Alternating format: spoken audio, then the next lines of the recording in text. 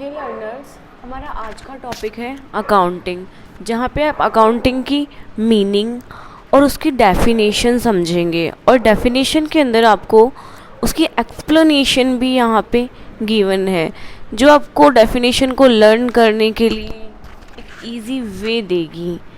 तो जो कि हम फर्स्ट डेफिनेशन ही देख रहे हैं, उसके बाद में आप देख सकते हैं कि यहाँ पे आपको उसकी मीनिंग भी बाय चार्ट गिवन है, तो ये आप देख लेंगे। अब नाउ हमें सबसे पहले देखना है कि आर एन एंथनी के अकॉर्डिंग अकाउंटिंग क्या है। तो आर एन एंथनी ने अकाउंटिंग को डिफाइन किया है as accounting is the art of recording, classifying and summarising in a significant manner and in terms of money, transactions and events which are in part at least of a financial character and interpreting the result thereof। ये are N Anthony जो कि एक writer है accounting के, उन्होंने अपने according accounting को define किया है।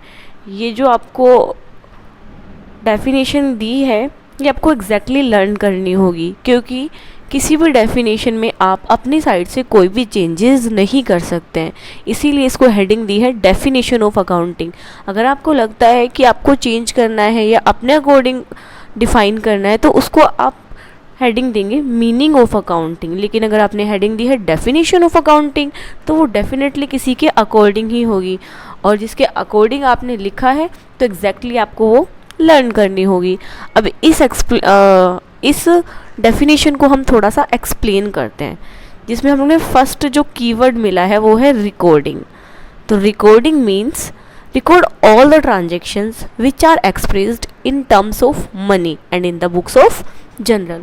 ये आपको ध्यान रखना है कि आपको वो सारे डेटाज रिकॉर्ड करने हैं या सारे ट्रांजेक्शन्स रिकॉर्ड करने हैं जो कि किससे रिलेट करते हैं, मनी से। जो मॉनेटरी ट्रांजेक्शन्स है जिसको आप मनी के टर्म में लिख सकते हैं, उन सारे डेटाज को आपको रिकॉर्ड कर लेने हैं। और कहाँ रिकॉर्ड करोगे आप, books of general. General book होती है, उसके अंदर आपको हर टाइप के ट्रांजेक्शन्स को रिकॉर्ड कर लेना है। लेकिन आपको ये ध्यान रखना है कि आप सिर्फ वही ट्रांजेक्शन्स रिकॉर्ड करोगे जो किस फॉर्म में है, मनी की फॉर्म में है, जिसको आप मेज़र कर सकते हैं, जिसको आप मनी में क्वांटिटी में दिखा सकते हैं। सेकेंड आपकी टर्म आती है क्लासीफाइंग। तो classifying it means classified the transactions according to its nature and post in ledger. आपको वो सारे डेटाज को क्लासीफाई कर लेना है। जैसे कि अगर आपके ट्रांजेक्शन्स परचेज़ के हैं तो परचेज़ के ट्रांजेक्शन आप एक बुक में लिखेंगे, कैश के ट्रांजेक्शन्स आप एक बुक में लिखेंगे, सेल्स के ट्रांजेक्शन आप एक बुक में लिखेंगे। तो वो according to nature, according to its nature आपने उनको क्या किया है, क्लासीफाई कर दिया है। नेक्स्ट हम आते हैं समराइजिंग में। अब जब आपको डेटाज को रिकॉर्ड कर लिया है, क्लासीफाई कर लिया है, तो हमने डेटा रिकॉर्ड क्यों किया है, ताकि हम उसको क्या कर सके, लास्ट में एक फाइनल हमें पता चले कि हमारी फाइनेंस पोजीशन क्या है, बिजनेस की ऑर्गेनाइजेशन की पोजीशन क्या चल रही है, उसका स्टेटस क्या है। उसके लिए आपको डेटाज को समराइज़ करना होगा। और समराइज़ आप किस में करोगे, ट्रायल बैलेंस में और फाइनल अकाउंट में, सो दैट आपको पता चले कि आपके बिजनेस की पोजीशन क्या है। उसके बाद में जब आपने पूरा डेटा समराइज कर लिया है तो अब आप उसे एनालाइज करेंगे। Analysing is what, it means check and analyse the financial position and result of the business. अब आप चेक करेंगे मतलब देखेंगे कि आपके बिजनेस की फाइनेंशियल पोजीशन क्या चल रही है। और उसके बाद में communicating means it means serve the information to the interested users of the business। जो भी आपको एनालाइज करने पे फाइनेंशियल पोजीशन आपके बिजनेस की मिली है वो आप कम्युनिकेट करेंगे, मतलब कि प्रोवाइड करवाएंगे। किसको प्रोवाइड करवाएंगे, इंटरेस्टेड यूज़र्स को। तो अकाउंटिंग के लिए इंटरेस्टेड यूज़र्स कौन हो सकते हैं, गवर्नमेंट हो सकती है बिकॉज उन्हें टैक्स लेना है, हमारे शेयर होल्डर्स हो सकते हैं क्योंकि उन्हें डिविडेंड लेना है, मैनेजर्स हो सकते हैं उनको कमीशन लेना है। ये ऑल सारी इन्फॉर्मेशन किन के लिए इंपॉर्टेंट होगी, जो भी उसके इंटरेस्टेड यूज़र्स हैं। तो ये हमने जो देखा है कि रिकॉर्डिंग मतलब सबसे पहले हम डाटा को रिकॉर्ड कर रहे हैं, फिर उसे क्लासीफाई कर रहे हैं अकॉर्डिंग टू नेचर, और देन समराइज कर लेंगे किस मैनर में, इन टर्म्स ऑफ मनी। कौन से वाले मैनर में, मनी के मैनर में।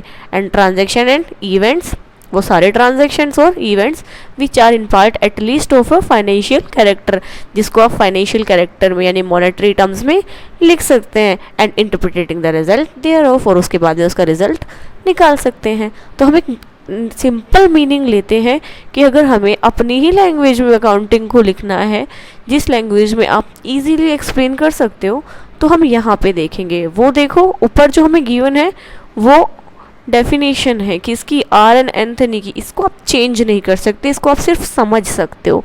एग्जैक्टली आपको ये लर्न करनी होगी, जबकि मीनिंग ऑफ अकाउंटिंग में आप वो लिखोगे जो आपको समझ में आया है।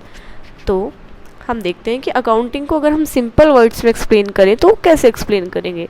तो we can explain accounting as it is the process of record all those transactions which are in terms of money. सबसे पहले आपको ध्यान रखना है कि अकाउंटिंग में आप सिर्फ उन्हीं रिकॉर्ड डेटाज को या उन्हीं ट्रांजेक्शन्स को रिकॉर्ड करोगे जो किसकी टर्म्स में है, in the terms of money, money की टर्म में है, and related to the business. अच्छा, मनी की टर्म में तो है और अगर बिजनेस से रिलेटेड ही नहीं है तो वो अकाउंटिंग का पार्ट कैसे हो सकता है? ऑफ कोर्स नहीं हो सकता।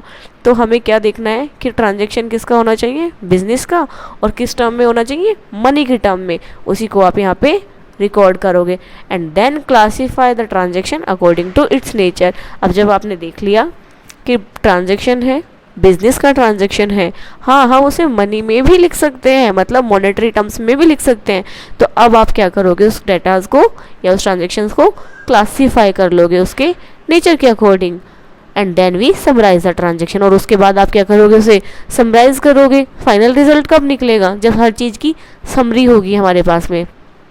तो डेटाज को समराइज कर लेंगे, एंड इन लास्ट में क्या करेंगे, एनालाइज करेंगे, हमारे डाटा को चेक करेंगे कि हमने हमारे बिजनेस की फाइनेंशियल पोजीशन क्या चल रही है, हमें कितना प्रॉफिट हुआ है, कितना हमें लॉस हुआ है, और फिर उस जो भी